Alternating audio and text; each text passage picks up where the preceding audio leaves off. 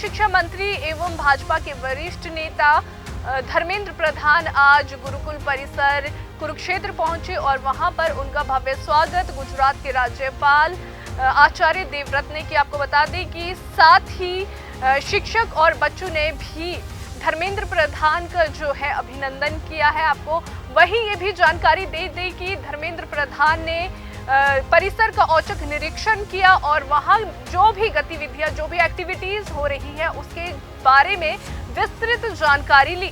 महामहिम राज्यपाल ने आचार्य देवव्रत ने उन्हें गुरुकुल परिसर में हो रही प्राकृतिक खेती, चल रही गौशाला, शैक्षिक गतिविधियों के बारे में विस्तार से जानकारी दी। गुरुकुल के संरक्षक एवं गुजरात के राज्यपाल आचार्य देवव्रत के सानिध्य में केंद्रीय शिक्षा मंत्री गुरुकुल के विभिन्न प्रकल्पों का दौरा कर प्राकृतिक खेती पद्धति को भी करीब से जाना। राजकुमार गर्ग ने बताया कि राज्यपाल ने केंद्रीय मंत्री व उनके साथ आए अन्य महानुभावों को गुरुकुल की अत्याधुनिक गौशाला, जीवामृत, धन जीवामृत और साथ ही निर्माण केंद्र, एनडीए विंग, विद्यालय भवन, आश्रय महाविद्यालय और प्राकृतिक चिकित्सालय का भ्रमण करवाया। इस दौरान केंद्रीय शिक्षा मंत्री ने एनडीए विंग के विद्यार्थियों से काफी देर बातचीत भी की। उन्होंने विद्यार्थियों को जॉब सीकर की बजाय जॉब प्रोवाइडर बनने का आह्वान किया। इसी को लेकर केंद्रीय शिक्षा मंत्री धर्मेंद्र प्रधान क्या कुछ कहते हैं वो आप सुनिए। सर, आज गुरुकुल कुरुक्षेत्र पहुंचे हैं भ्रमण करने, कैसा लगा? आज मेरा सौभाग्य हुआ, मैं इस पवित्र कुरुक्षेत्र की धरती में गुरुकुल कुरुक्षेत्र के कैंपस को दर्शन करने के लिए अवसर मेरे को मिला। बहुत दिनों से मेरे अभिभावक, हमारे सबकी श्रद्धा के व्यक्तित्व आचार्य देवव्रत जी मेरे को सुझाव दे रहे थे कि एक बार मैं गुरुकुल कुरुक्षेत्र को विजिट करूं। वो आज जो अवसर मेरे को उन्होंने दिया, हम यहाँ आके कुछ समय गुरुकुल कुरुक्षेत्र की जो विशेषताएं हैं, 1600 बच्चे देश भर की अनेकों प्रांत से यहाँ पढ़ने आते हैं। आधुनिक समय में भारत की पुरानी परंपरा से जुड़े हुए विश्व को जितने लायक शिक्षा देने की व्यवस्था इस गुरुकुल कुरुक्षेत्र में है। बच्चों की स्वास्थ्य, बच्चों की मानसिक विकास, बच्चों की व्यक्तित्व विकास और बच्चों की ज्ञान की विकास के बारे में गुरुकुल ने अनेक सफल प्रयोग किया है।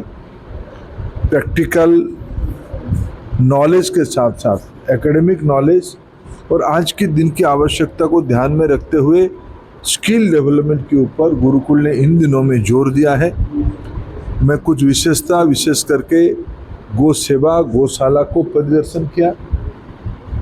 यहाँ की जो विशेष प्रशिक्षण, पढ़ते पढ़ते बच्चों को जब मदद करने की एक गुरुकुल के अंदर अपने आप में इन हाउस व्यवस्था है, जिसमें बच्चे पढ़ाई के साथ साथ स्कूल के अंदर ही all kind of competitive examination के लिए खुद को तैयार करते हैं। वो जेई हो, नीट हो, क्लैट हो, आईसीआर के एग्जामिनेशन हो, या सबसे जो यहाँ स्कूल की बड़ा प्रमुख आकर्षण की विषय है, यहाँ के बच्चों की एनडीए के प्रति मिलिट्री में जाने के लिए बड़ा आग्रह है।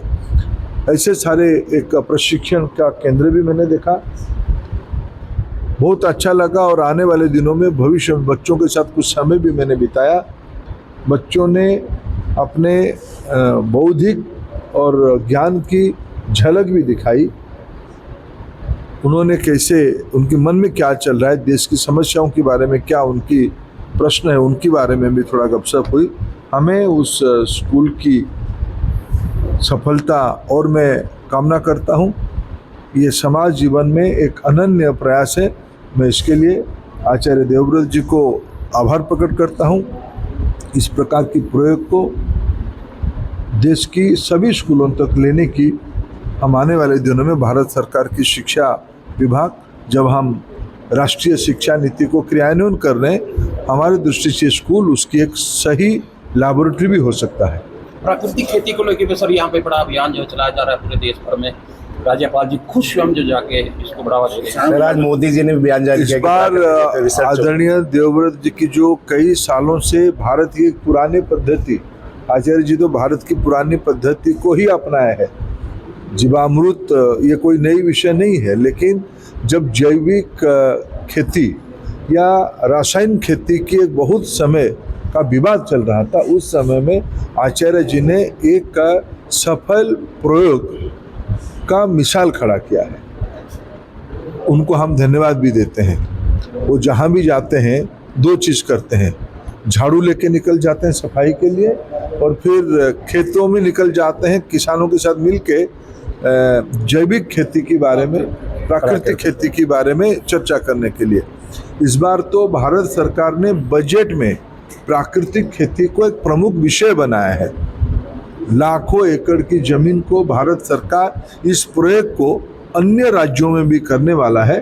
ये धीरे धीरे देश की नई पुरानी परंपरा से नई प्रायोरिटी बन रही है। ये भी स्कूल गुरुकुल कुरुक्षेत्र भी उसकी एक बड़ा लाभ है।